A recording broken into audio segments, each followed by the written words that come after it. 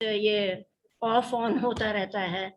तो मैं ये कह रही थी कि वो सभी लोग जो हमारे आज के इस प्रोग्राम में जुड़े हैं, उन सब का वेलकम, स्वागत, खुशामदीद। हम आज जिस विषय पर बातचीत करने के लिए बैठे हैं, वो है जनता की जासूसी और लोकतंत्र।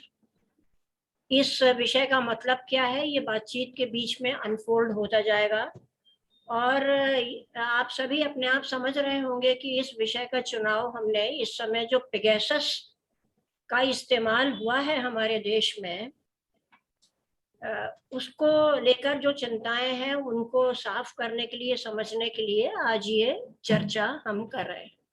और जब इस विषय की बात आती है तो हम लोगों को लगा कि सिद्धार्थ वरदराजन, जो कि द वायर नाम के डिजिटल न्यूज़ पोर्टल के को-फाउंडर हैं, एडिटर हैं, उनसे बेहतर कोई नहीं हो सकता है इस समय हमारे देश में, तो उनको हमने आमंत्रित किया है। सिद्धार्थ वरदराजन उन गिने-चुने लोगों में से हमारे देश में हैं, जो कि सत्ता के गलियारों से चलने वाली हवाओं के रुख के बरक्स उनके खिलाफ रुख में चलने और बोलने से कभी घबराए नहीं। वो द हिंदू के भी एडिटर रहे, उससे पहले भी उन्होंने कई बड़े जगहों पर सहाफ़ी का काम किया, कॉरेस्पोंडेंट का, जर्नलिज्म का काम किया और साफ-सुथरे, सच्चे, खरे और हिम्मती पत्रकारिता के जो थोड़े से उदाहरण हमारे देश में इस समय बचे हैं, उनमें से एक सिद्धार्थ वरदराजन भी हैं, जो बहुत कठिन हालात में भी सच्चाई को सामने रखने, जनता के अधिकारों के लिए बोलने और सत्ता से मुठभेड़ करने के लिए हमेशा तैयार रहते हैं। बहुत कुछ और कहा जा सकता है, लेकिन सिद्धार्थ जी को हम ज़्यादा सुनना चाहेंगे। तो सिद्धार्थ जी, आपका एक बार फिर वेलकम है, स्वागत है। आपने हमारा दावतनामा कबूल किया, इसके लिए भी हम आपके शुक्रगुजार हैं। तो पहले तो ये कि हम आपको बता दें क्या फ्रेमवर्क मैंने सोचा है इस इंटरव्यू का यहाँ पर, और श्रोतागणों को भी बता दें कि थोड़ी बातें तो हम लोग पेगासस क्या है समझने में और इसका क्या, द वायर का या सिद्धार्थ जी का क्या रोल रहा इस पूरी सूचना को हमारे सामने लाने में, जिसमें हम चाहेंगे कि सिद्धार्थ जी आप थोड़ा-थोड़ा हमें संक्षेप में, ब्रीफ में जवाब दें, क्योंकि ज़्यादा हम लंबी बात आपसे सुनना चाहते हैं कि लोकतंत्र से ये सारी चिंता किस तरह जुड़ी हुई है, जुड़ी भी है या नहीं है तो किस तरह है, उस पे हम आपसे ज़्यादा डिटेल में, विस्तार में सुनना चाहते हैं। तो एक तो बात ये है कि ये पेगासस है क्या भला? मैंने तो माइथोलॉजी में एक पेगासस पढ़ा और सुना था और उस पेगासस यानी उड़ते हुए विंग्ड हॉर्स जिसे कहते हैं, उसकी बड़ी ही अद्भुत, बहुत ही वंडरफुल, अनमैचेबल पावर्स हुआ करती थी। तो ये एक माइथोलॉजिकल फिगर है जिसके नाम पर कोई ऐप बना है जासूसी करने का। तो आप थोड़ा सा हमें पेगासस के बारे में बताइए कि ये क्या बला है। जी, तो पेगासस दरअसल में एक स्पाईवेयर का नाम है। इसको आप सॉफ्टवेयर की जगह अगर हम वायरस का इस्तेमाल करें तो ज्यादा ठीक रहेगा। मैलवेयर या स्पाईवेयर ये एक ऐसी खतरनाक है जो एक बार डिप्लॉय हो जाए किसी फोन पे, और ये कैसे किया जाता है ये भी मैं थोड़ा सा आपको समझा दूं। लेकिन एक बार जब आपके फोन को ये अगर इन्फेक्ट कर दे तो इस स्पाईवेयर को इस्तेमाल कर रहा है जो रिमोटली उसको ऑपरेट कर रहा है, वो पूरी तरह से आपके स्मार्टफोन पे कंट्रोल कर सकता है। अभी तक तो ये अजम्पशन रहा है कि जो व्हाट्सएप मैसेजेस हैं या सिग्नल पे जब हम टेक्स्ट मैसेज भेजते हैं या फेस टाइम या व्हाट्सएप में हम लोग फोन कॉल करते हैं, कि ये एनक्रिप्टेड फोन कॉल्स या एनक्रिप्टेड मैसेजेस हैं, तो आमतौर पे लोग समझते हैं कि ये जो ऑर्डिनरी सर्वेलेंस है, जिसको फोन टैपिंग बोलते हैं, ये जो कम्युनिकेशन स्रोत हैं, ये इसको सरकार इस पे जासूसी नहीं कर सकता, क्योंकि ये एनक्रिप्टेड है। लेकिन पेगासस एक बार अगर आपके फोन पे लग जाए, तो फोन पे जो चीजें आप देख रहे हैं, जो टेक्स्ट मैसेज आप लिख रहे हैं, जो टेक्स्ट मैसेज आप पढ़ रहे हैं, वही चीज रिमोट ऑपरेटर के कंप्यूटर स्क्रीन पे ज्यों का त्यों आ जाता है।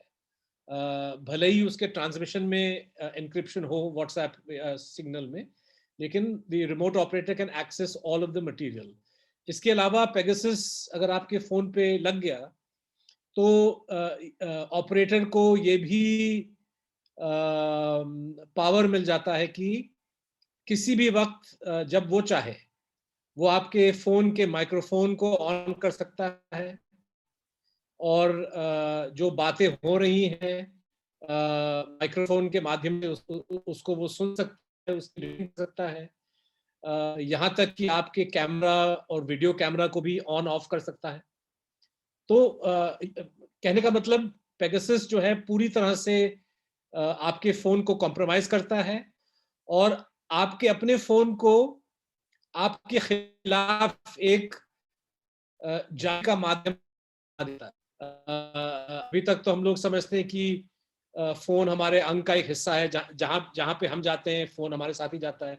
लोग उसको बाथरूम में ले जाते हैं, लोग जब वो सोने जाते हैं तो तकिए के नीचे कोई रख देता है।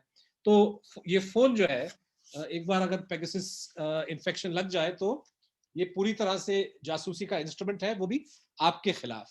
तो इसलिए ये दुनिया का सबसे खतरनाक स्पाईवेयर माना जाता है। इजराइल में इजरायली कंपनी जो इसको बनाती है, उसका नाम है NSO ग्रुप। वो इसके एक्सपोर्ट के लिए उनको लाइसेंस लेना पड़ता है इजराइल के मिनिस्ट्री ऑफ डिफेंस से, और इजराइल की जो अपनी मिनिस्ट्री है और कंपनी भी बार बार यही कहते हैं कि हम सिर्फ और सिर्फ सरकार मतलब गवर्नमेंट्स को बेचते हैं, और वो भी गिने चुने सरकारों को। लेकिन किन सरकारों को बेचा जा रहा है, ये जो है कंपनी ने कभी उन देशों का या उन सरकारों का लिस्ट कभी जारी नहीं किया। रूपरेखा जी। एक तरह से ये है कि ये वायरस की तरह घुसता है, और जो वायरस से हमारी सबसे हालिया पहचान है वो कोरोना से है। तो जिस तरह वो हमें खोखला करता है, तो हमारे प्राइवेसी को खोखला करता है। ये बात एक मोटी मोटी इससे समझ में आ रही है। हम लोगों ने अखबार में ये पढ़ा था कि एक पूरी इंटरनेशनल टीम ने, जर्नलिस्टिक टीम ने इसका खुलासा किया, और इसके बारे में पता लगाया है कि किस तरह से ये जगह जगह देशों में इसका इस्तेमाल करके और कुछ खास चुनिंदा लोगों के की जासूसी की गई है। तो एक तो बात हम अभी हाल फिलहाल ये जानना चाहेंगे कि, और उसमें द वायर का जो आपने स्थापित किया था, उसका हाथ रहा है। आप उस कमेटी के, उस टीम के पार्ट रहे हैं, क्या ये सच है? और किस तरह का आपका रोल रहा है इस रिसर्च में? जी, तो मैं बताना चाहूंगा कि इस साल के मार्च के महीने में फ्रांस का एक मीडिया नॉन प्रॉफिट ऑर्गेनाइजेशन है, जिसका नाम है फॉरबिडन स्टोरीज। और फॉरबिडन स्टोरीज ने कांटेक्ट किया और हमारी हमारी बीच बात हुई, जिसमें उन्होंने कहा कि उनको शक है कि मेरा फोन और मेरे जो साथी हैं MK बेनू, हम दोनों के जो फोन है ये पेगासस से इन्फेक्टेड हैं, संक्रमित हैं। और उन्होंने फोन्स की जांच करने का ऑफर दिया, और ये भी कहा कि उनके पास बहुत सारे ऐसे और भी नंबर हैं हिंदुस्तान में जिनके खिलाफ शक है कि पेगासस स्पाईवेयर इस्तेमाल किया गया होगा। और उन्होंने कहा कि एक सोर्स के हवाले से ये डेटाबेस को एक्सेस किया गया, जिसमें 50,000 नंबर हैं, अलग अलग देशों के नंबर। और इस डेटाबेस का विश्लेषण करने के लिए वो एक अंतर्राष्ट्रीय मीडिया कंसोर्शियम बना रही हैं, जिसमें यूएस, फ्रांस, ब्रिटेन, इजराइल के बड़े अखबार वगैरह होंगे। और क्या वायर भी तैयार होगा इस काम के साथ जुड़ने के लिए। तो क्योंकि हम उनका काम पहले से भी जानते थे, फॉरबिडन स्टोरीज का, और इस बीच जो हमारे फोन्स की जांच की गई उसका भी रिजल्ट सामने आया। वेनु और हमारे दोनों फोन जो हैं वो इन्फेक्टेड पाए गए। तो हमको लगा कि इस काम से जुड़ना ज़रूरी है, और हमने कहा कि हाँ, वायर भी इस काम का हिस्सा बनने के लिए तैयार है। तो हमने अपने काफ़ी सारे रिपोर्टर्स इस काम पे लगा दिए। एक जो हमारे रिपोर्टर हैं वो पेरिस में जो एक तमाम जो मीडिया ग्रुप्स हैं जो इस प्रोजेक्ट का हिस्सा हैं, उनकी मीटिंग थी, उसमें हमारा भी एक जर्नलिस्ट उसमें शामिल था। और प्रोजेक्ट पे हम लोगों ने काम अप्रैल मतलब मई में शुरू किया, और तकरीबन 2-2.5 महीने के बाद जब ठीक ठाक जो है जांच हम लोग कर पाए इस फोन नंबर की लिस्ट का, जिसमें तकरीबन 1000 के आसपास हिंदुस्तान के नंबर हैं, फिर हम लोग उस लेवल पे पहुंचे जहां हमको लगा कि हम लोग इस पे अब स्टोरीज लिख सकते हैं। और इस डेटाबेस में क्या है, किन किन को टारगेट किया गया, इसके वजूहात क्या हैं, इसके बारे में हम थोड़ा अपने पाठकों को जानकारी दे पाएंगे। तो हमने कलेक्टिवली जो है ये फैसला किया कि 18 जुलाई से इस पे स्टोरीज छापने की प्रक्रिया शुरू की। तो आप तो निशाने पर रहे, आप और आपके को फाउंडर आपके साथ, और मैं आपको क्या नाम बधाई भी देती हूँ इस बारे में, क्योंकि निशाने पर रहना दिखाता है कि आपकी ताकत है कुछ। और जो जासूसी करते हैं उनकी निगाह में आप कुछ खतरनाक तो हैं। तो आपकी इस आइडेंटिटी को रिकॉग्नाइज किया गया, इसके लिए हम आपको बधाई भी देते हैं, और आपने उसको फिर पर्दाफाश भी उसका किया, उसके लिए धन्यवाद भी कहते हैं। ये बताइए कि आमतौर पर देखिए, चाहे लोकतंत्र जहाँ पर नहीं है, और पहले ज़माने में जब भी लोकतंत्र हुआ ही नहीं करता था, राजा हुआ करते थे, तो जासूसी तो तब भी हुआ करती थी। और ये बहुत बार राष्ट्र हित में कहा जाता है, हर देश अपनी सीमाओं की सुरक्षा और देशद्रोह के कहीं अगर कोशिशें चल रही हैं तो उसके लिए जासूसी करती है, ये बात एक अक्सर कही जाती है। तो बहुत से लोग ये बात जस्टिफाई करेंगे कि भाई सरकार को कुछ जासूसी तो करनी पड़ेगी, और वो गुप्तचर जो हुआ करते थे पहले राजाओं के वक्त में, तो ये एक पुरानी प्रथा है अपने समाज और देश की खातिर।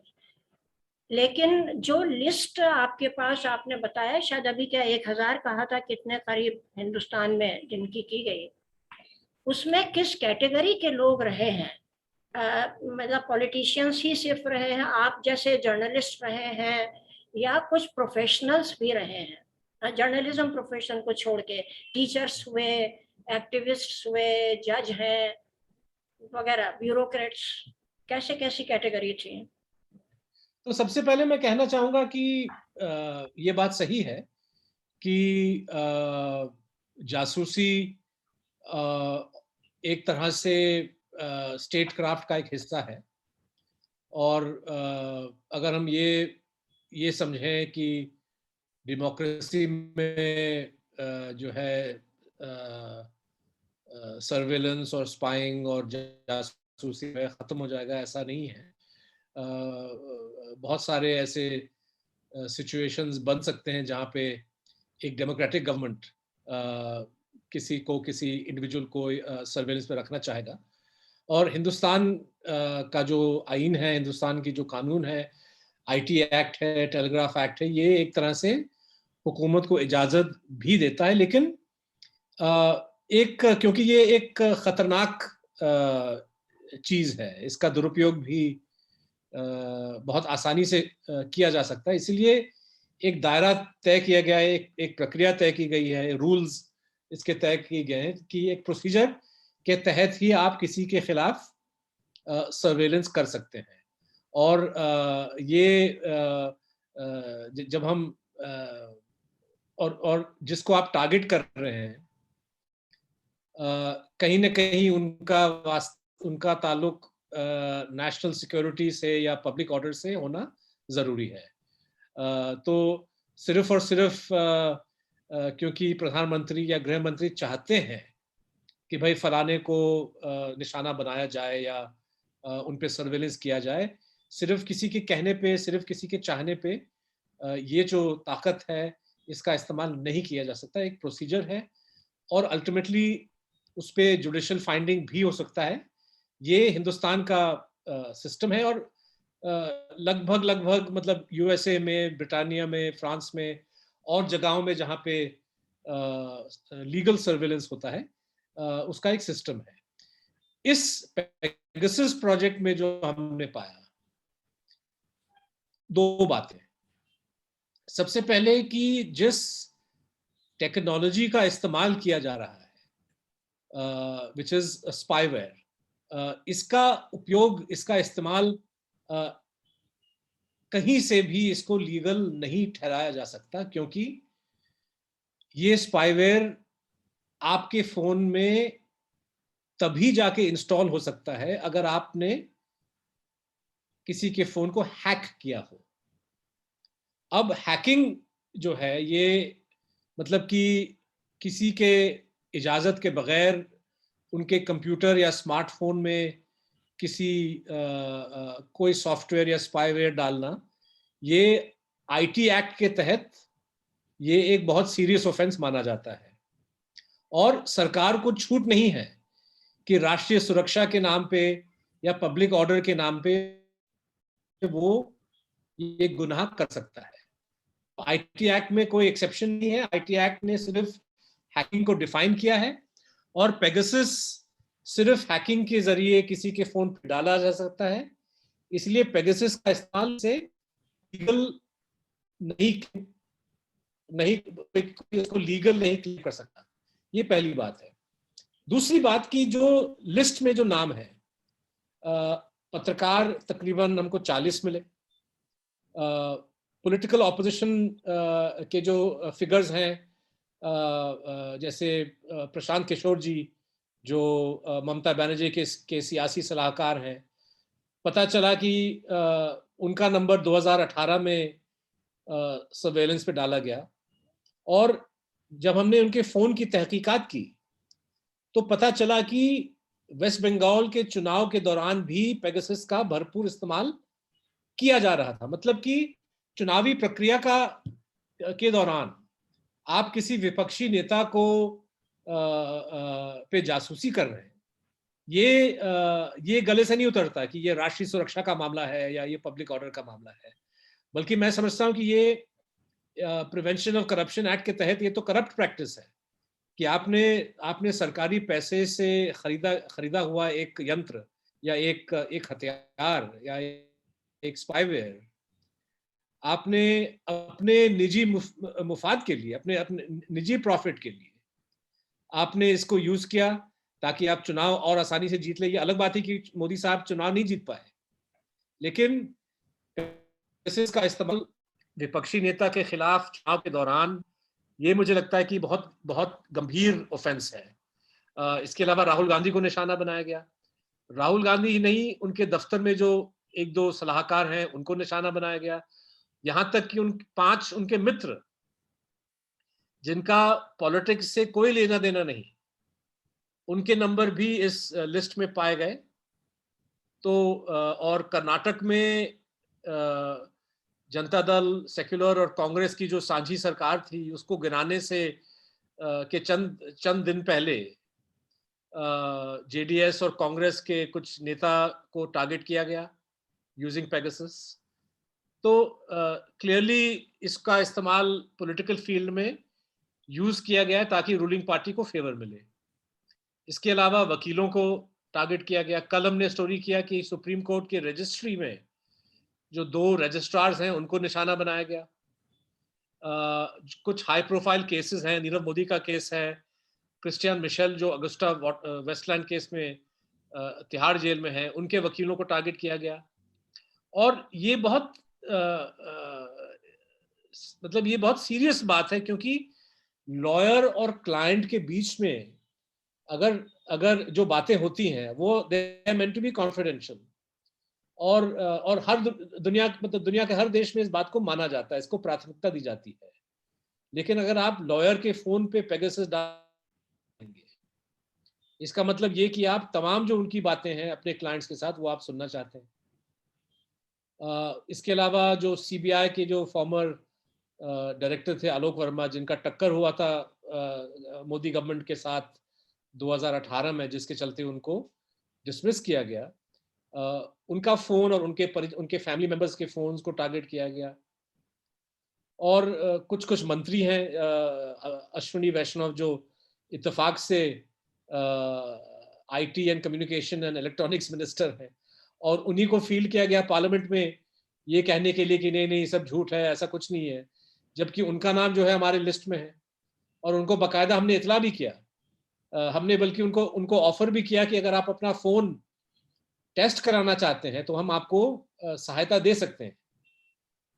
लेकिन उन्होंने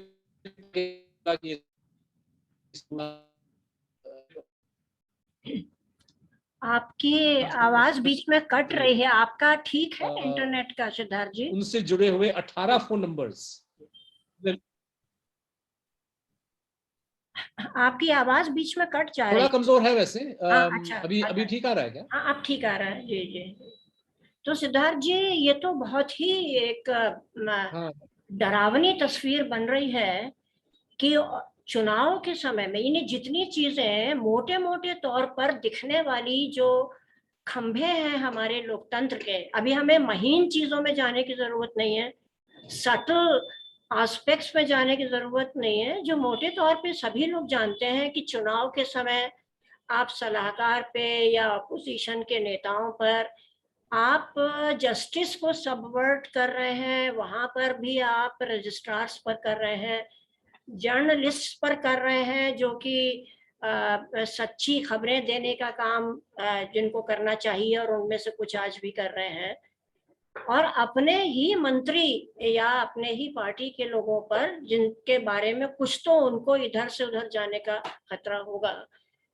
तो जिस तरीके के आपने कैटेगरीज अभी गिनाई हैं, उसको देखते हुए ये लगता है कि सचमुच में और गहराई से हमें समझने की जरूरत है कि ये जासूसी जो की बात है, ये कोई राष्ट्र हित में, ये देश की डिफेंस और सिक्योरिटी के लिए नहीं, जो एक अच्छी बात हो सकती है, जो एक जरूरी बात हो सकती है, उसके लिए नहीं, बल्कि कहीं लोगों की जुबान बंद करने के लिए, दूसरों की खरीद फरोख्त करने के लिए, उनको धमकाने के लिए ही इस तरह की चीजें इस्तेमाल की गई। और बार बार ये बात जो ध्यान में आती है कि कंपनी ये सॉफ्टवेयर या ये वायरस उन्हीं को बेचती है, यानी गवर्नमेंट्स को ही बेचती है, ये प्राइवेट हैंड्स में नहीं जाता है। तो हम अल्टीमेटली अपने खास मुद्दे पर आते हैं, लोकतंत्र। लोकतंत्र को इस तरह की जासूसी किस तरह से खोखला बनाती है, हमारे ही टैक्स पेयर्स के, जनता के पैसे से खरीदा हुआ वायरस जनता के ही खिलाफ उनके वोट को निष्क्रिय करने को, यानी कि बेकार करने के लिए, किसी की आवाज को मुथड़ा करने के लिए, ब्लंट करने के लिए, जस्टिस की प्रोसेस को सबवर्ट करने के लिए अगर इस्तेमाल हो रहा है, तो इसके वाइडर रिपरकशंस क्या है और ये किस तरह से हो रहा है, लोकतंत्र किस तरह खतरे में है। अब इसके बारे में थोड़ा आप ठीक से अपना विस्तार से बात कहें प्लीज।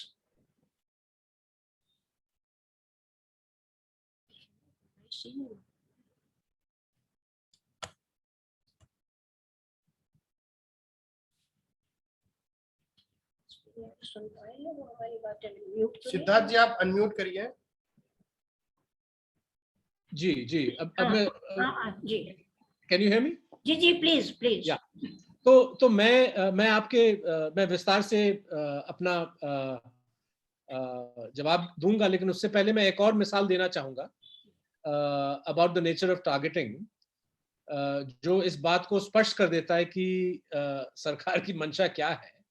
कि एक महिला जिन्होंने भूतपूर्व chief justice of India Ranjan Gogoi पे यौन उत्पीड़न का इल्जाम लगाया था, उस बेचारी को निशाना बनाया गया, उनके उनके शौहर को टारगेट किया गया, उनके और भी जो रिलेटिव्स हैं। टोटल हमने पाए 11 या 12 फोन नंबर जो उस महिला से जुड़े हुए हैं, उनके फैमिली से जुड़े हुए हैं, जिनको जासूसी का निशाना बनाया गया चंद रोज उनके उनके कंप्लेंट दर्ज होने के चंद रोज बाद। और इससे आप अनुमान लगा सकते हैं कि सरकार शायद इस लड़की के लीगल बैटल में बाधा डालना चाहती थी, या ये तय करना चाहती थी कि ये लड़की कितना कुछ जानती है, कितना कुछ पब्लिक करने का खतरा है। और आप समझ सकते हैं कि ये जानकारी एक बार इलीगल सर्वेलेंस से जब सरकार को हासिल हो जाती है, तो किस तरह से उस इंफॉर्मेशन का दुरुपयोग किया गया होगा। हो सकता है कि उस इंफॉर्मेशन को कन्वे किया गया गोगोई साहब को या और जजेस को, ये हमको मालूम नहीं कि इसका इस्तेमाल क्या किया गया। लेकिन अगर सरकार ने इस औरत को टारगेट किया तो आप खुद समझ सकते हैं कि नेशनल सिक्योरिटी और पब्लिक ऑर्डर जैसे जो आमतौर पे एक्सक्यूजेस दिए जाते हैं, वो कितना जो है इस केस में कंप्लीटली इरेलेवेंट है और बिल्कुल अप्लाई नहीं करते।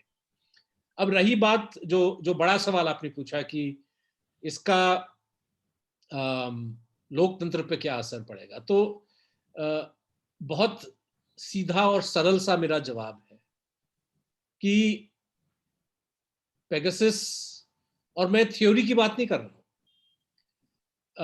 अगर हम देखें कि पेगासस को किस तरह से आपने इस्तेमाल किया, उसी से पता चलता है कि आपने खुद, मतलब सरकार ने और बीजेपी और मोदी साहब ने खुद इस यंत्र या इस असले की ताकत पहचानते हुए विपक्षी नेताओं के खिलाफ यूज कर दिया। यहां तक कि इलेक्शन कमिश्नर, एक वाहिद इलेक्शन कमिश्नर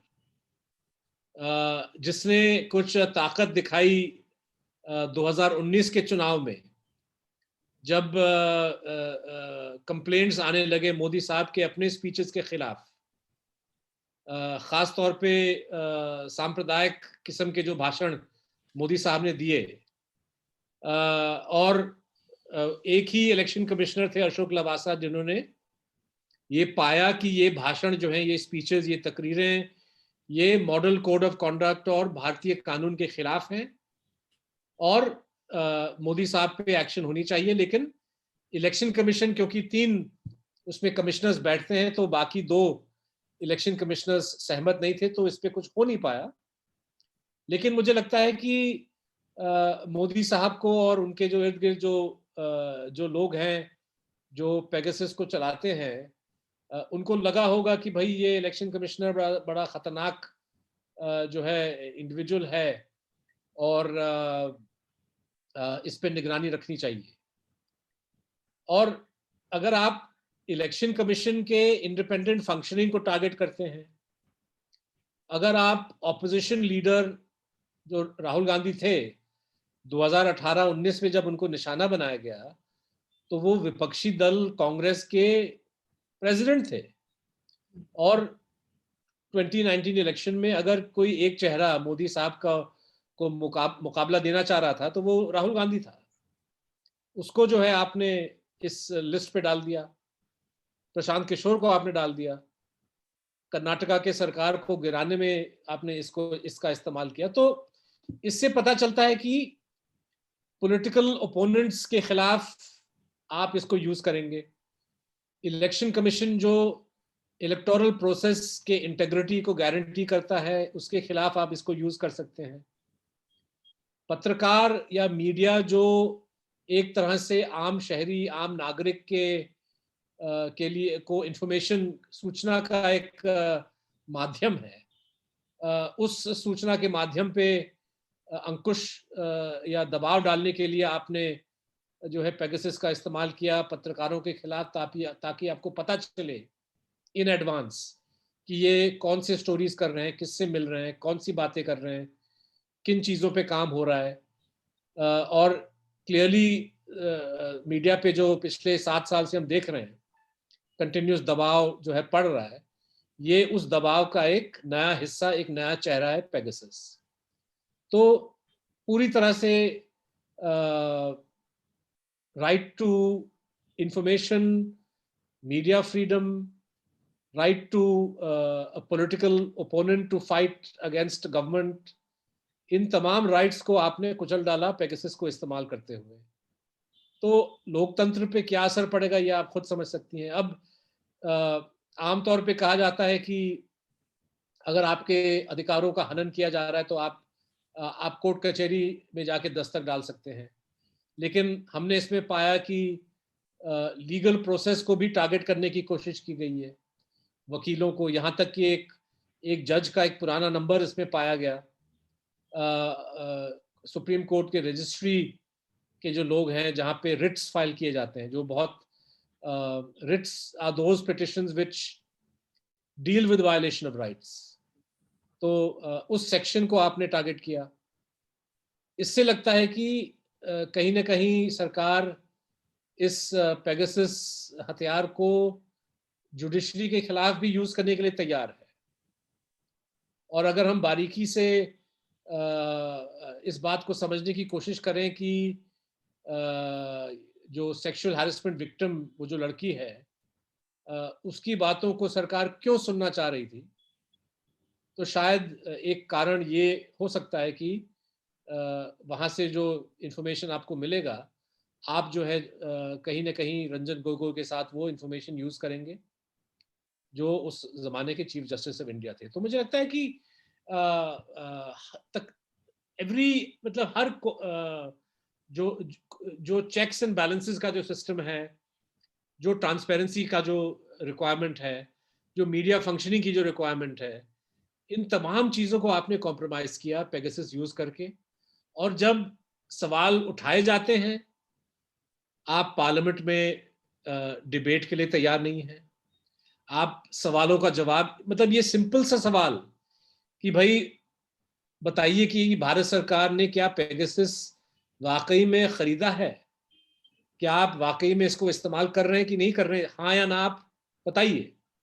इस सिंपल से सवाल का जो है जवाब सरकार देने के लिए तैयार नहीं है। तो कोई डिस्कशन, कोई डिबेट नहीं।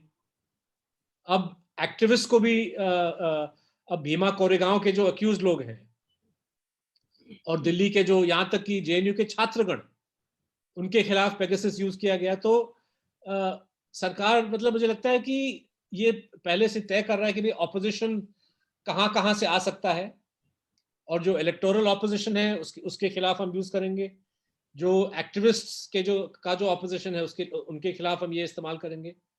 तो हर दिशा से प्रोटेस्ट, ऑपोजिशन को ब्लॉक करने के लिए, रोकने के लिए इस स्पाईवेयर का इस्तेमाल किया जा रहा है। और सबसे अफसोस की बात और सबसे बड़ी बात यह है कि इस स्पाईवेयर को, जो महंगा स्पाईवेयर है, इसको खरीदा गया है पब्लिक के पैसे से। इसलिए मैं मानता हूं कि ये सिर्फ और सिर्फ वायलेशन ऑफ प्रिवेसी का सवाल नहीं है, ये एक करप्शन, एक्ट ऑफ करप्शन है। और मोदी साहब जब कहते हैं कि ना खाऊंगा ना खाने दूंगा, तो जनता के पैसे से आपने एक ऐसी चीज खरीद डाली सरकार के नाम पे जो आप अपने प्राइवेट फायदे के लिए इस्तेमाल कर रहे हैं। तो कहां गया वो ना खाऊंगा ना खाने दूंगा?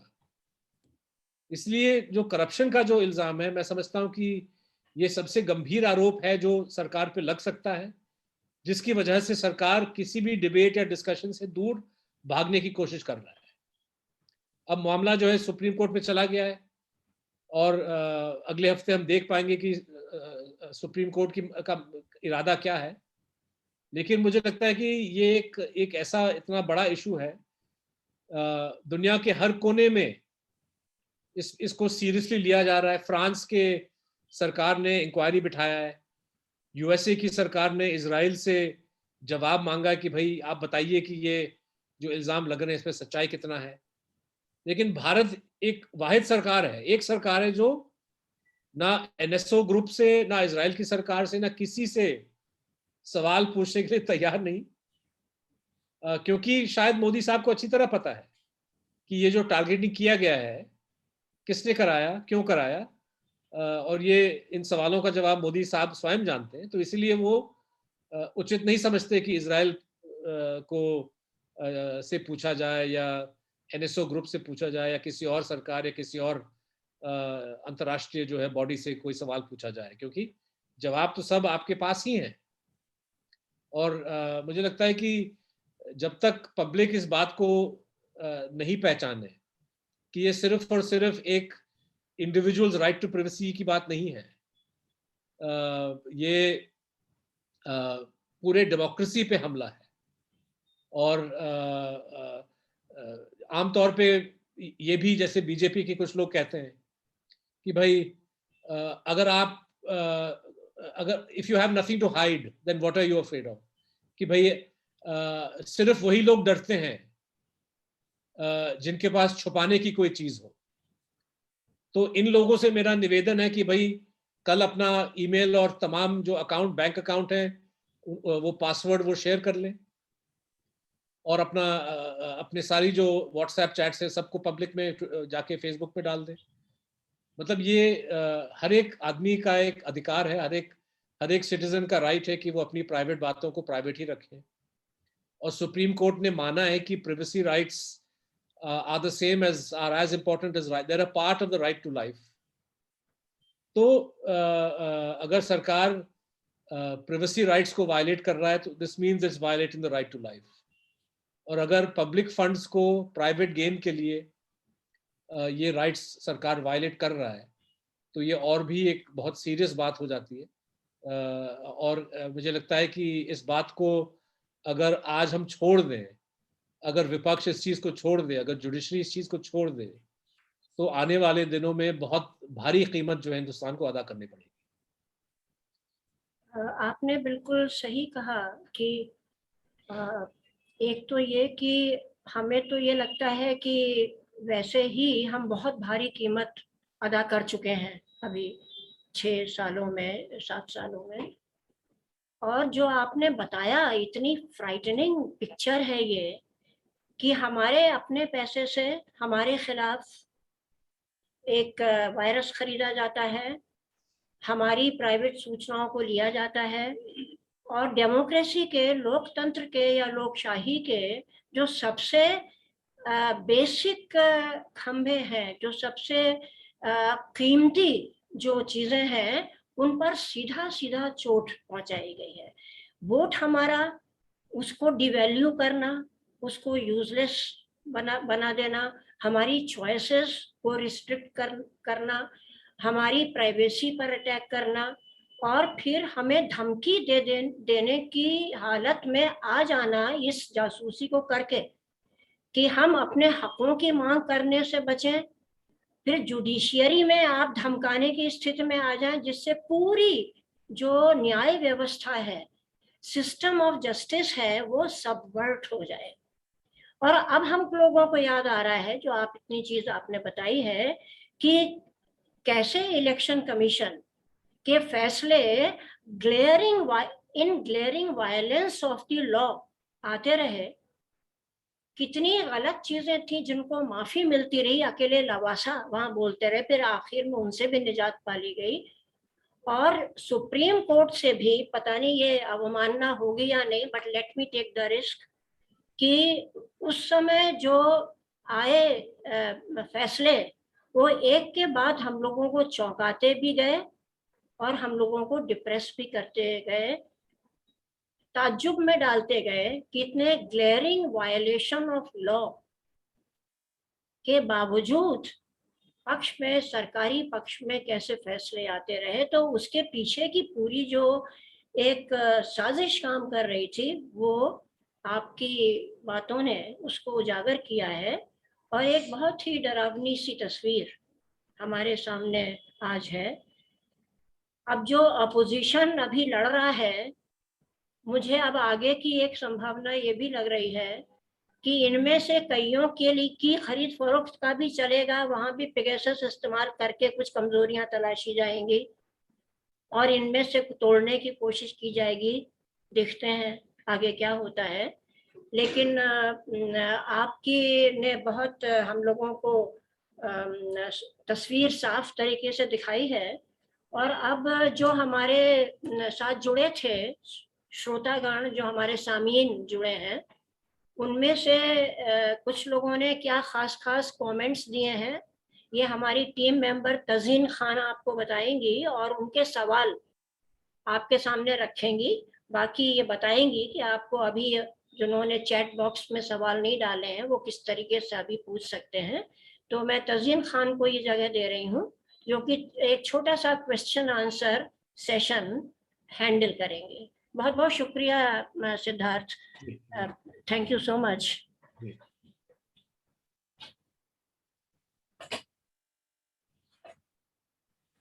शुक्रिया मैम। सभी साथियों को नमस्ते। हमारी बातचीत आज की अभी खत्म हुई है और चैट बॉक्स में सवाल जैसा तो कुछ नहीं है। शमसुल जी की तरफ से ग्रेट इनिशिएटिव लिखा हुआ है, लेकिन आप लोग जो है, जितने साथी हमारे इस बातचीत को सुन रहे थे, कोई सवाल पूछना चाहें तो आप लोग एक एक करके पूछ सकते हैं। किसी के पास कोई सवाल है?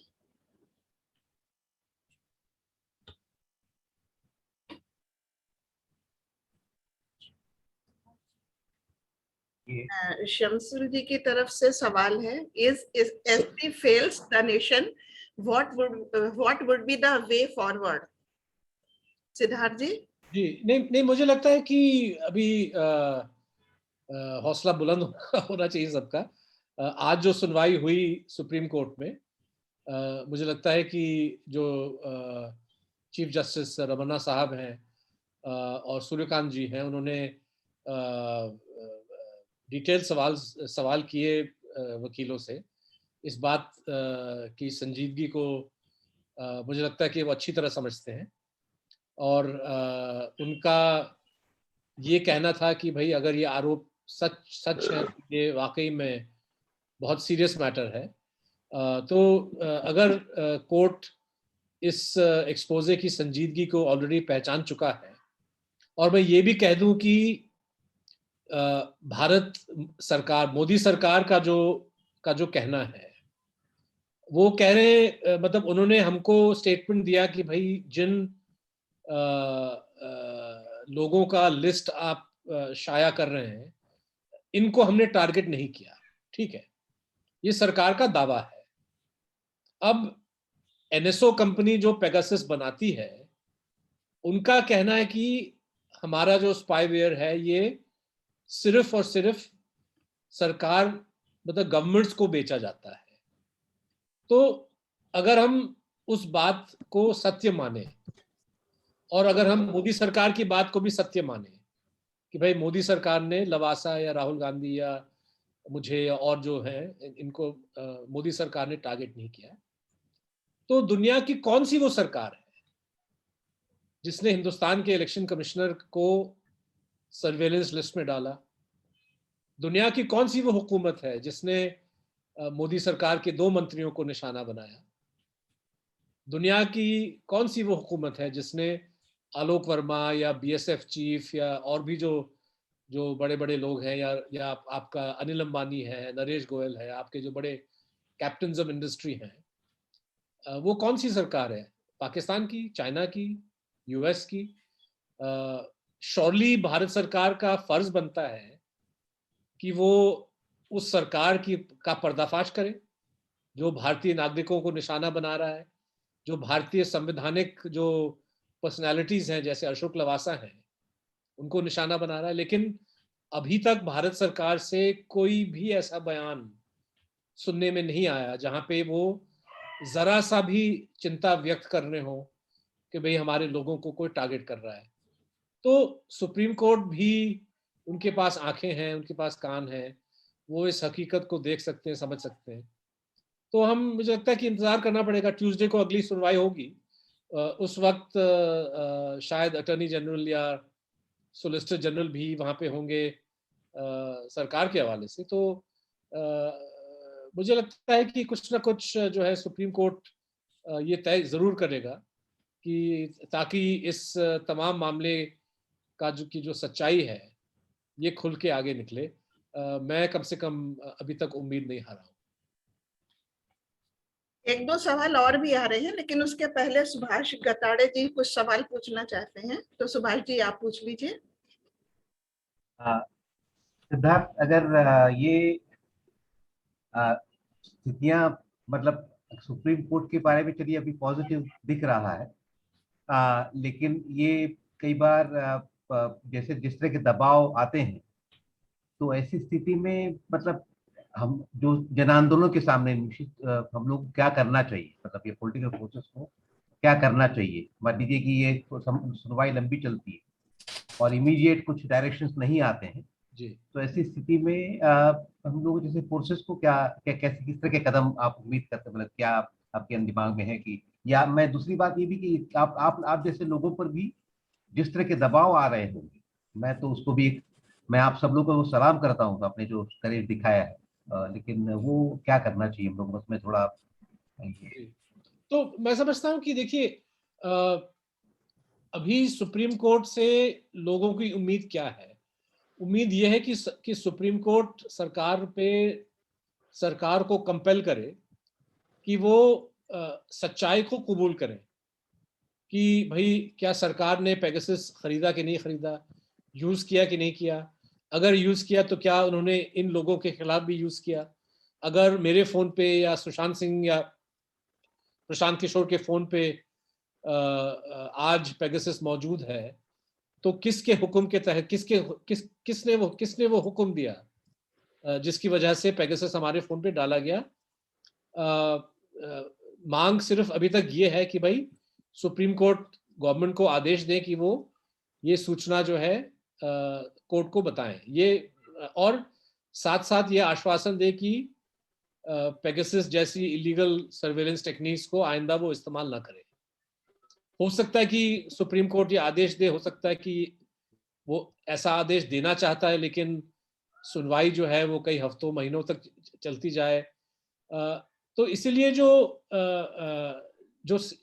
एक तरह से जो लोगों की जो उम्मीदें हैं, या जब अगर लोग तय करना चाहते हैं कि भाई हमारी मतलब हमारा एक्शन क्या होना चाहिए। आपने सोशल मूवमेंट्स की बात की, पॉलिटिकल पार्टीज की बात की। मुझे लगता है कि एक लीगल बैटल के अलावा कोर्ट ऑफ पब्लिक ओपिनियन में इस बात को उठाना बहुत बहुत ज़रूरी है, क्योंकि सरकार हो सकता है कि कोर्ट में कोई झूठा आश्वासन दे, लेकिन अभी तक जो इन्फॉर्मेशन हाथ में आया है, मुझे लगता है कि यही इन्फॉर्मेशन काफ़ी है जनता के बीच में जाके लोगों को वो सच्चाई बताना, वो हकीकत समझाना कि कितना खतरनाक है ये पॉलिटिकल आइडियोलॉजी और पॉलिटिकल एजेंडा जो सिर्फ और सिर्फ सत्ता में रहना चाहता है, जो सिर्फ और सिर्फ सत्ता में रहना चाहता है और किसी भी हथियार का इस्तेमाल जो है वो जायज समझता है। तो ये एक पॉलिटिकल, एक विचारधारात्मक लड़ाई है जो मुझे लगता है कि पॉलिटिकल पार्टीज अपने लेवल पे लड़ेंगे, एक्टिविस्ट लोग इस इशू को उठाएंगे। रही बात पत्रकार की, रही बात मीडिया हाउस, मतलब दबाव तो आता रहता है हम लोगों पे, लेकिन अभी तक तो उस दबाव का कोई नेगेटिव असर हम पे पड़ा नहीं है और मैं उम्मीद करता हूं कि आने वाले दिनों में भी इस दबाव का सामना हम लोग करेंगे। लेकिन इस दबाव के सामना करने के लिए सामीन, पाठक, मतलब कि आम जनता के सपोर्ट की बहुत आवश्यकता रहती है। इसलिए हम चाहते हैं कि जो हमारे स्टोरीज हैं इसको ज़्यादा से ज़्यादा लोग पढ़ें, शेयर करें, और जो क्योंकि हमारा पब्लिकली फंडेड मॉडल है, तो आप लोगों को इनकरेज करें कि भाई वायर की फंडिंग का भी ख्याल रखिएगा, क्योंकि जब तक वायर अपना काम करता रहेगा तब तक मुझे लगता है कि जो पेचीदा सवाल हैं सोसाइटी में हम लोग उसको उठाते रहेंगे। और तो ये मुझे लगता है कि डेमोक्रेसी के लिए और मतलब जो सोसाइटी के प्रोग्रेस के लिए फ्री मीडिया होना बहुत ज़रूरी है, और उसमें एक पब्लिक का सपोर्ट होना आवश्यक है।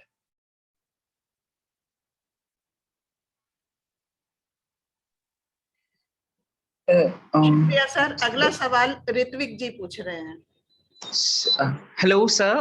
So my question was like, we can see in the chat box also there was the issue was raised that there should be a mass movement or something like that, where mass can be used against. But हम जो commonly देखते हैं कि लोग तभी निकलते हैं जब उनके ऊपर बात आती है, but quote unquote to the definition given by प्रधानमंत्री जी की आंदोलन जीवी एक्चुअली नहीं है हमारे पास जो हर मुद्दे के लिए खड़े हो। लोग अपना खुद का मुद्दा आता है तभी आंदोलनों में जुड़ना या मूवमेंट में आना शुरू करते हैं। तो अभी मास की गैदरिंग की अगर हम बात करें तो तभी लोग इंटरेस्ट लेंगे जब उन्हें समझ में आएगी पेगासस की पूरी बात, और ये बात कि उनको कैसे उससे नुकसान हो रहा है। तो वो कौन से इश्यूज प्रोमिनेंट पॉइंट हैं जिनको हम अगर कॉमन लोगों के सामने रखेंगे तो ये वो इसमें इंटरेस्ट लेंगे या उसको समझ के वो उन्हें ये लगेगा कि ये उनका मुद्दा है। और तब जैसे हमने बाकी देशों में देखा कि आम जनता ने जो है अपील एक अप्रोच किया कि नहीं इस पे जांच होनी चाहिए, वो पब्लिक का मुद्दा बन के आया।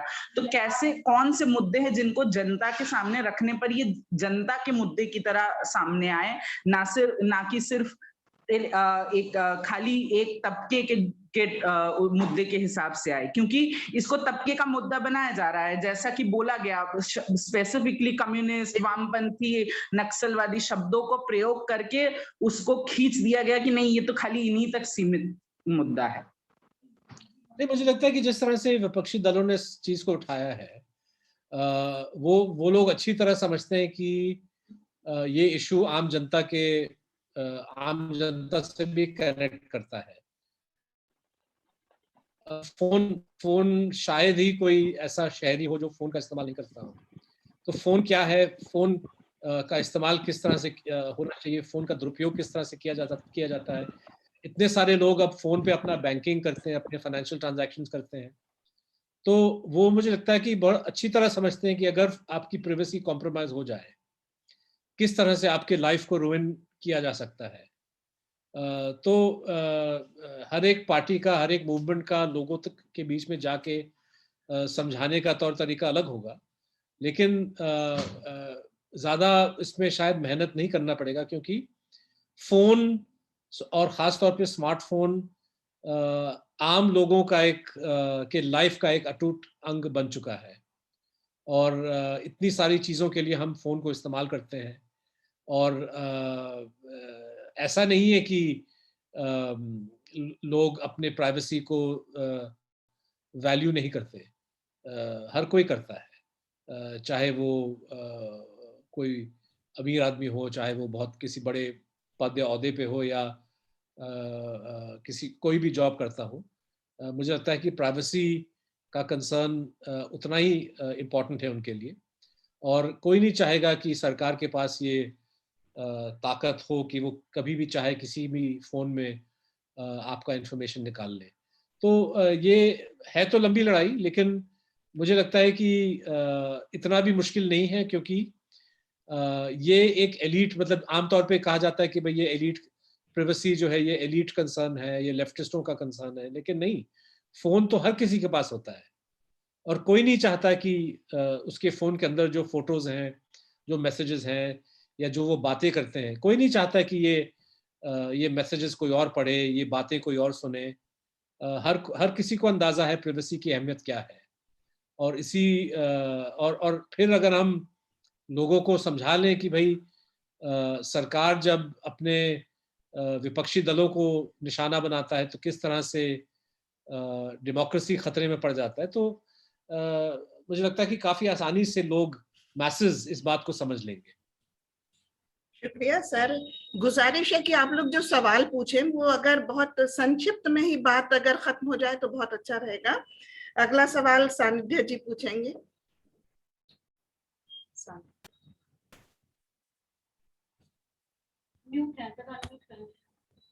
अनम्यूट हो ये जी।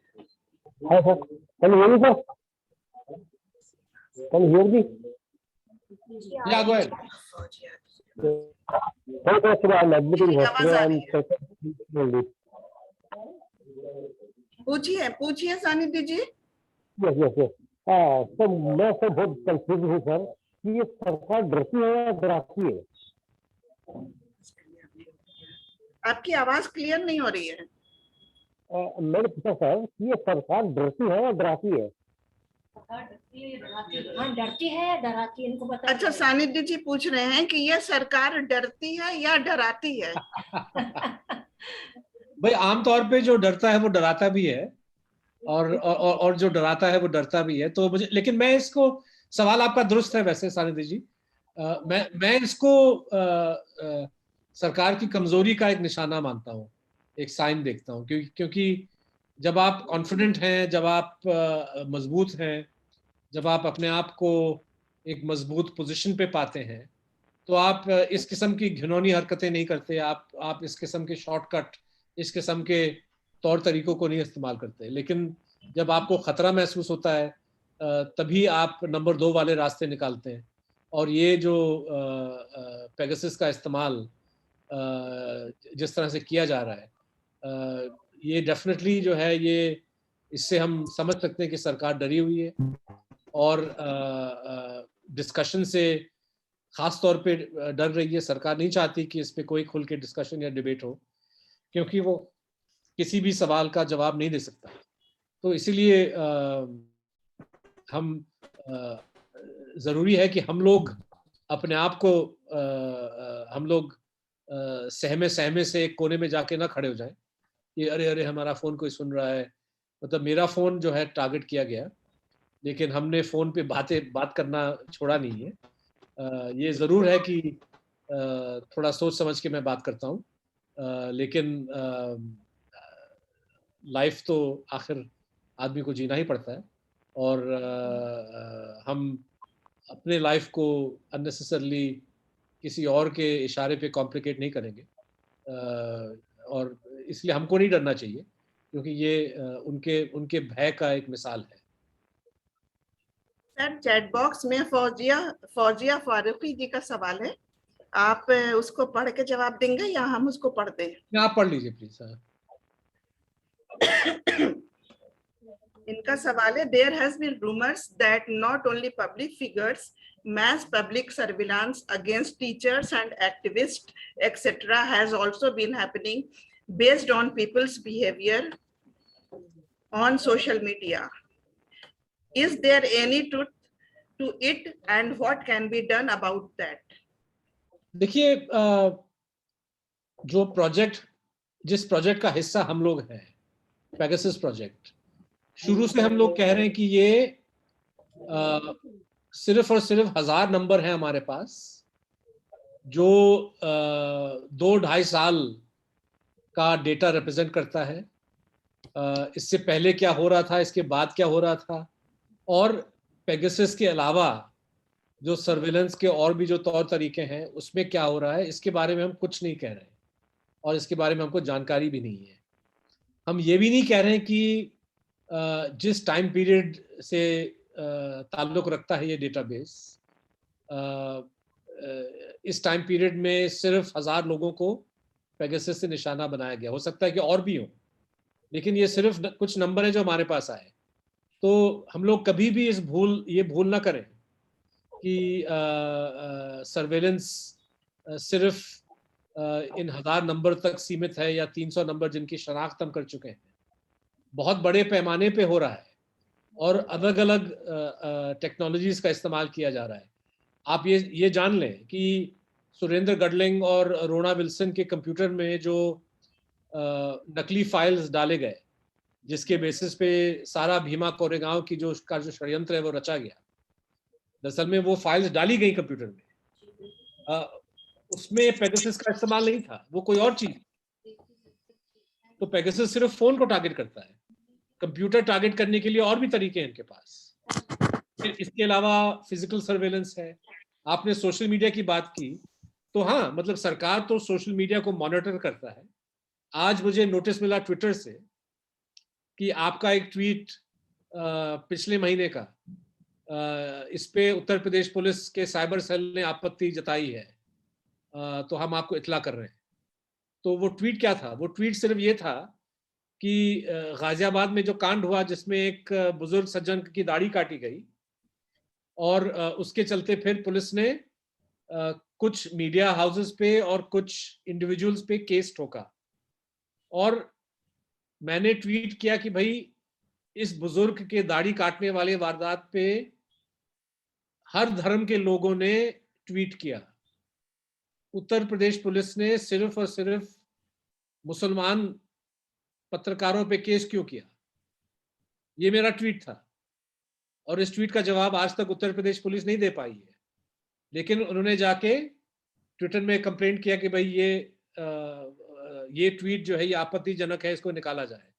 ट्विटर नहीं निकाल रहा है उसको, लेकिन कहने का मतलब कि साइबर पुलिस अपनी लेवल पे सर्वेलेंस कर रहा है।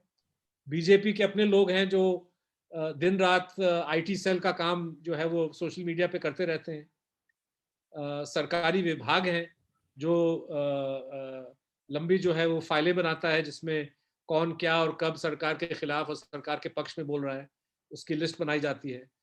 तो ये सारा काम जो है चल रहा है और फुल स्पीड से चल रहा है, और शायद लाखों की तादाद में लोग उस सर्वेलेंस का निशाना बन चुके हैं।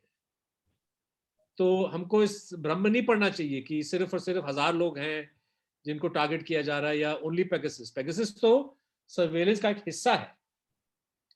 लेकिन साथ में मैं ये भी कहना चाहूंगा कि किसी को डर डर के जीने की जरूरत नहीं है। किसी को मतलब अपने आप को सेल्फ सेंसर करने की जरूरत नहीं है। हमेशा जो है कानून का दुरुपयोग किया जाता है। अगर आप हक की बात करें, अगर आप जस्टिस की बात करें, तो अगर आप हिस्ट्री का कोई भी पीरियड ले लीजिए, तो पुलिस लाजमी है कि पुलिस आप पे केस डाल सकती है और डालती भी है। लेकिन इससे मुझे लगता है कि अगर हम ज़्यादा चिंता करने लगे, घबराने लगे कि हम अपना बोलती भी बंद कर दें, लिखना बंद कर दें, तो फिर तो सच्चाई की जीत कैसे होगी? इसीलिए हकीकत जानना ज़रूरी है, लेकिन उस हकीकत से हमको डरना भी नहीं चाहिए। सर, चैट बॉक्स में यास्मीन खान ने लिखा है कि this is what journalism is all about. Hats off to you for this brave journalism. और अभी 2-3 सवाल और हैं। सुभाष जी का तो हो गया। सर, चैट बॉक्स के तो सवाल हो चुके हैं। फेसबुक लाइव भी हम लोग कर रहे थे साजी दुनिया के प्रोफाइल से, तो उस पे 2 सवाल हैं, जिसमें वसीम आफ्ताब का सवाल है कि क्या आधार के खिलाफ कोई आंदोलन होना चाहिए? देखिए, आधार के खिलाफ तो आंदोलन पहले हुआ भी, केसेस भी हुए, और सुप्रीम कोर्ट ने एक ऑर्डर भी पास किया जिसका मुझे लगता है कि भारत सरकार, यूनियन गवर्नमेंट उस आधार जजमेंट को रिस्पेक्ट नहीं कर रहा है, क्योंकि कोर्ट ने कहा कि भाई एक बहुत सीमित तरीके से आधार का इस्तेमाल होना चाहिए, और किसी भी पब्लिक सर्विस का उपयोग करने के लिए किसी को पीनलाइज नहीं किया जाना चाहिए अगर उनके पास आधार नहीं है। तो आधार का काम तो चल ही रहा है, आधार का इस्तेमाल भी हो रहा है, आधार का दुरुपयोग भी हो रहा है। इसके खिलाफ लोगों को आवाज़ उठानी चाहिए, और उनको कोर्ट भी जाना चाहिए अगर उनको लगे कि भाई ये कंटेम्प्ट ऑफ कोर्ट है। लेकिन आधार कहीं ना कहीं इतना जो है वो सरकारी प्रोसेसेस का एक हिस्सा हो गया है, और बहुत सारे लोगों के लिए वो एक पहचान पत्र हो गया है कि शायद एक मैस मूवमेंट आधार के खिलाफ मुझे नहीं लगता कि बहुत ज़्यादा संभव होगा। लेकिन आधार के दुरुपयोग के खिलाफ ये मुझे लगता है कि इसके बारे में आवाज़ उठाना बहुत ज़रूरी है। बहुत सारे देश में एक आइडेंटिटी नंबर, जैसे यूएस में सोशल सिक्योरिटी नंबर होता है, हर कोई बच्चा जब पैदा होता है तो उनको एक नंबर मुहैया कराया जाता है, लेकिन वो एक आईडी कार्ड नहीं है। लेकिन वो नंबर लगभग जब तक आप जीवित रहते हैं वो नंबर आपके पास ही रहता है। तो लेकिन आधार उससे कई ज़्यादा जो है प्रचलित हो गया है, कई ज़्यादा जो है उसके यूसेस हो गए हैं, जो जहाँ यूज़ नहीं होना चाहिए वहाँ पे भी आधार यूज़ किया जा रहा है। और हिंदुस्तान में कोई डेटा प्रोटेक्शन लॉ भी नहीं है। तो किस तरह से इंफॉर्मेशन यूज़ किया जा रहा है, किस तरह से गवर्नमेंट एजेंसीज के बीच और फिर प्राइवेट सेक्टर के साथ आधार से डेटा लीक होने का खतरा है, ये बहुत वैलिड कंसर्न्स हैं। और इसके बारे में मुझे लगता है कि इस पे आंदोलन ज़रूर होना चाहिए, इस पे लोगों को कोर्ट जाना चाहिए और इस पे कम से कम बहस और डिबेट जो है जारी होना चाहिए, जारी रखना चाहिए हम लोगों को। शुक्रिया सर। एक आखिरी सवाल अभी तक दिख रहा है फेसबुक लाइव से। कुसुम वर्मा जी पूछ रही हैं कि भीमा कोरेगांव का भी आपने जिक्र किया है, इस संबंध में न्याय कैसे मिलेगा? भीमा कोरेगांव और पेगासस की जो कहानी है इतनी विचित्र है कि भीमा कोरेगांव की वारदात से पहले ही उस वारदात के षड्यंत्र में जो है शामिल होने का इल्जाम जैसे रोना विल्सन पे, शोमा सेन पे, उनकी निगरानी पेगासस के हवाले से वारदात से 6 महीने पहले शुरू होती है। इसका मतलब कि सरकार ने कहीं ना कहीं तय कर लिया था कि भाई इनको हमने फंसाना ही फंसाना है। और भीमा कोरेगांव इंसिडेंट क्या था, किसके और किस तरह से एक नकली केस मैन्युफैक्चर किया गया, किस तरह से 2-2.5 साल के बाद भी आप चार्जशीट फाइनलाइज नहीं कर सकते, उसके तहत जो है स्टैन स्वामी का इंतकाल होता है और भी लोग बीमार हैं। इससे ज़्यादा इससे बड़ा और ख़तरनाक नाइंसाफ़ी का एक मिसाल शायद ही आपको मिलेगा हिंदुस्तान में। और इस पे शोर मचना चाहिए, लोगों की आवाज़ें उठनी चाहिए। इंसाफ मतलब न्याय दिलाना बहुत मतलब ये बहुत ज़रूरी है कि लोग अपनी आवाज़ उठाएं, क्योंकि ये सिर्फ 15 या 16 प्रिजनर्स की बात नहीं है। ये ऐसे लोग हैं जिनको टारगेट किया गया है, जिन्होंने अपनी ज़िंदगी गुजार दी लोगों के अधिकारों के पक्ष में लड़ने में। जैसे सुधा भारद्वाज का आप मिसाल देख लीजिए, या वरवर राव ले लीजिए, या और भी जो लोग हैं। ये ऐसे लोग हैं जो किसी भी समाज में इनको रिस्पेक्ट किया जाता, इनके काम को इनकरेज किया जाता ताकि लोग अपनी अधिकारों की रक्षा कर पाए। लेकिन यहाँ पे ऐसे गंभीर आरोप, लेकिन ऐसे बेबुनियाद आरोप लगाए गए हैं, और उसके बावजूद भी जो है, बेबुनियाद आरोपों के बावजूद जो है वो 2-3 साल से विदाउट बेल जेल में फंसे हुए हैं और बेल की गुंजाइश भी नजर नहीं आती। तो इसके लिए मुझे लगता है कि एक मोबिलाइजेशन मूवमेंट वगैरह होना बहुत ज़रूरी है। और शायद तब जो है सरकार होश में आ जाएगी। लेकिन सरकार का इरादा है कि किसी भी प्रोटेस्ट को क्रिमिनलाइज करें, किसी भी प्रोटेस्ट को आप फौरी तौर पे माओवाद या आतंकवाद से आप जुड़वा के उसको डिस्क्रेडिट करें। यही सरकार की स्ट्रैटेजी है, और बहुत ही ये खतरनाक स्ट्रैटेजी है जिसकी मुखालफत हम सबको करनी चाहिए। जी सर, शुक्रिया। जूम से रियाज साहब का हैंड रेज है। रियाज साहब, आप बहुत शॉर्ट में अपने सवाल को पूछिएगा। अनम्यूट कर ले रियाज साहब, अनम्यूट करें।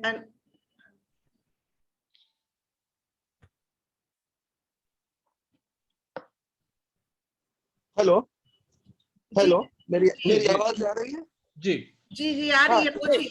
हाँ, मैं पूछना चाह रहा हूँ सिद्धार्थ साहब से एक सवाल जो है 1975 में उस वक्त की prime minister Mrs Indira Gandhi ने इमरजेंसी लगाई हमारे देश में।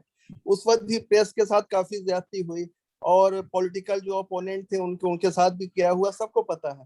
तो उस वक्त जो माहौल था हमारे मुल्क में, हमारे देश में, अब आज की जो सिचुएशन है, अब आज भी अभी कुछ दिन पहले एक न्यूज चैनल के एडिटर और उसके लोगों के वहां जो है आईटी ने जो है रेड किया, काफी परेशान किया, जो है सरकार के खिलाफ जो है जर्नलिस्ट बोल नहीं पाते हैं।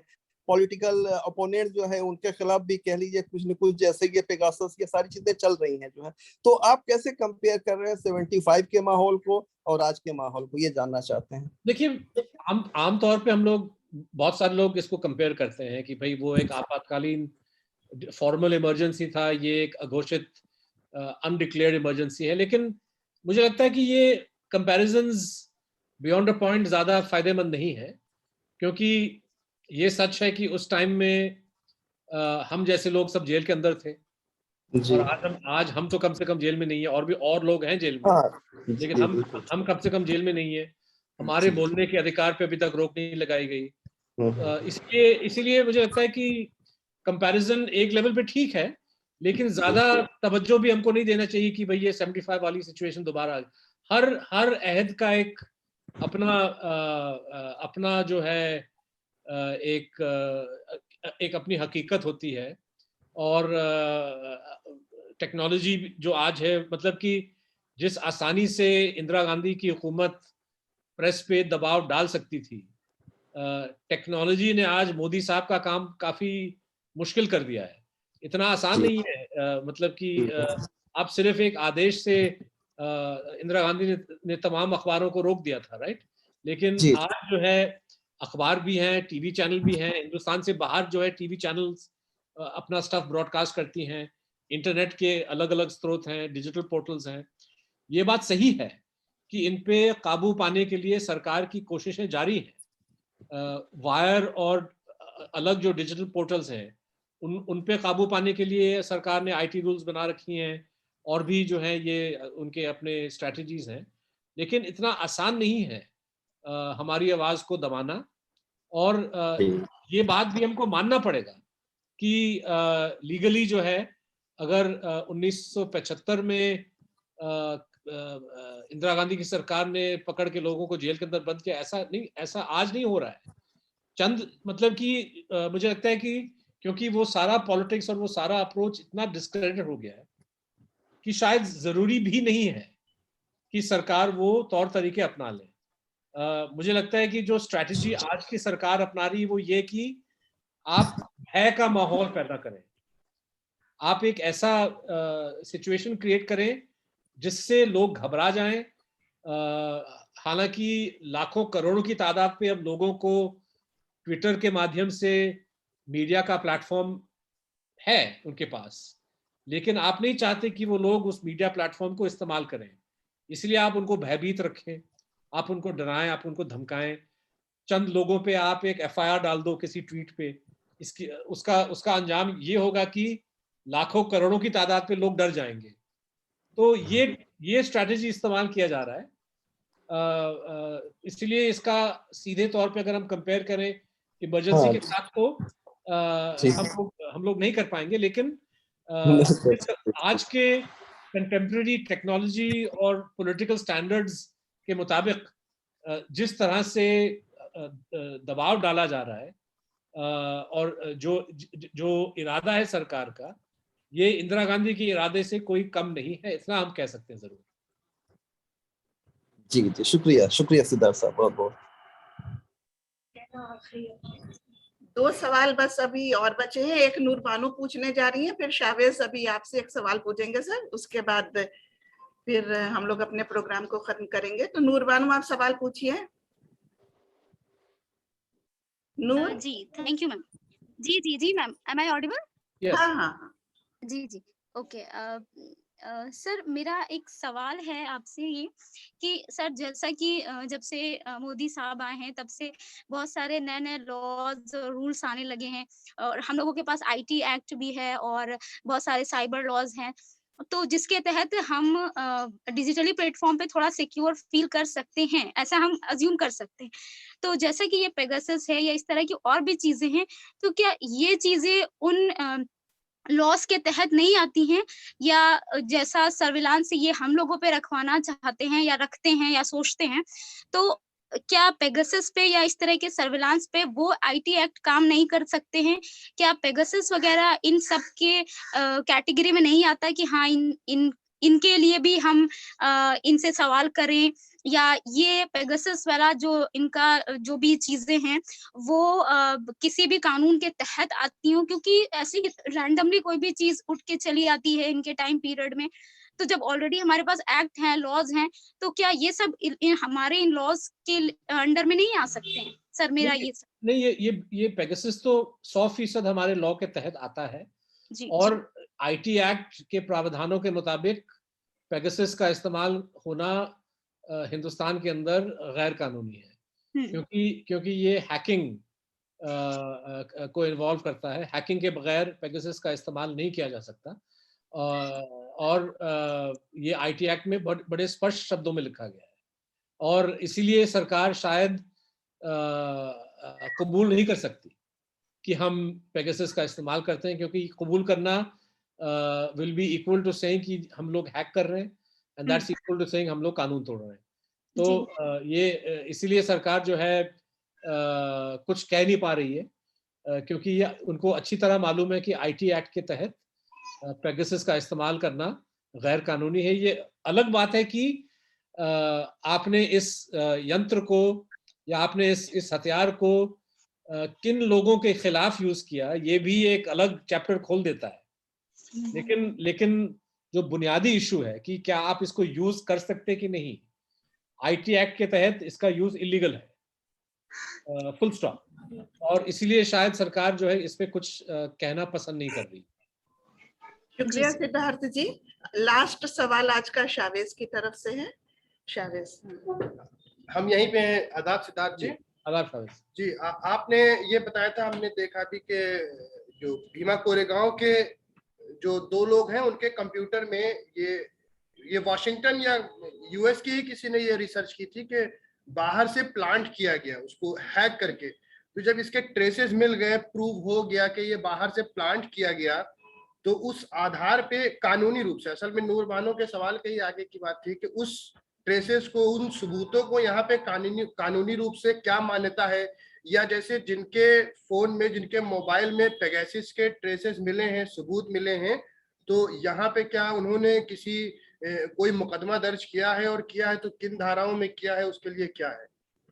क्या अभी तक तो जी समझ गया। अभी तक पेगासस जिनके फोन्स पे पाया गया है, शायद उनमें से किसी ने एफआईआर दर्ज नहीं किया।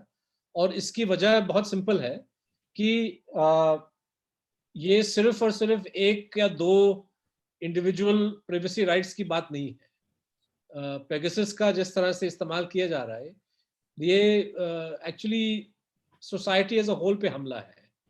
और इसीलिए लोगों ने प्रेफर किया सुप्रीम कोर्ट में जाके वहाँ पे पब्लिक इंटरेस्ट पिटिशन फाइल करना, क्योंकि वो चाहते हैं कि सरकार पे अगर कोई दबाव डाल सकता है तो वो सिर्फ और सिर्फ सुप्रीम कोर्ट है। आप एफआईआर दर्ज करेंगे तो एफआईआर पे कार्रवाई करने वाले वही लोग हैं जिन्होंने पेगासस का इस्तेमाल किया एक तरह से। तो एफआईआर डालने का कोई ज़्यादा मतलब है नहीं। और दूसरी बात कि जब कोई गंभीर या कोई संजीदा क्राइम किसी भी पुलिस स्टेशन या किसी सरकारी इदारे के नॉलेज में आ जाता है, तो पुलिस खुद या सरकार खुद जो है एफआईआर दर्ज कराता है। जैसे कि मानिए कि किसी का खून हो गया, या कहीं पे किसी ने डाका डाला है, कहीं चोरी हो गई, ज़रूरी नहीं है कि जो अफेक्टेड पर्सन है वो खुद जाके थाने में अपना रिपोर्ट लिखाए, राइट? तो police is empowered to take action, लेकिन वो एक्शन नहीं ले रहे। तो सवाल बल्कि उनसे पूछा जा सकता है। रही बात सुरेंद्र, ये भीमा कोरेगांव से जुड़ा हुआ जो आपका सवाल है, उनके वकीलों ने जो आर्सेनल कंप्यूटिंग है मैसाचुसेट्स यूएसए का, उनके रिपोर्ट्स को दर्ज किया गया है कोर्ट में। अभी तक जहां तक मेरी जानकारी है, कोर्ट ने कोई ज़्यादा रिएक्शन नहीं दिखाया। और जो प्रोसिक्यूटिंग एजेंसी है एनआईए, वो इन रिपोर्ट्स को मान्यता नहीं देना चाहता, जाहिर सी बात है। तो मुझे लगता है कि आने वाले जो महीने हैं जहाँ पे ये इस चीज़ को आर्ग्यू किया जाएगा, वहाँ पे कोर्ट कितनी अहमियत देगी इन रिपोर्ट्स को, वो देखना पड़ेगा। लेकिन सबसे बड़ी समस्या ये है कि वो केस बिल्कुल आगे बढ़ ही नहीं रहा है। चार्जशीट जो है अभी तक पूरी तरह से फाइल नहीं हुआ, बेल नहीं ग्रांट किया जा रहा है। तो ऐसे लग रहा है कि ये कहीं ना कहीं कई साल जो है सरकार खिंचवा ले, जिससे पहले खुल के इस पे कोर्ट के अंदर सुनवाई या डिबेट हो। सरकार की स्ट्रैटेजी शायद यही है कि इसको आप डिले करते जाइए, लेकिन एज एंड व्हेन इस पे जज साहब गौर फरमाएंगे तो अवश्य ये कंप्यूटिंग रिपोर्ट की अहमियत को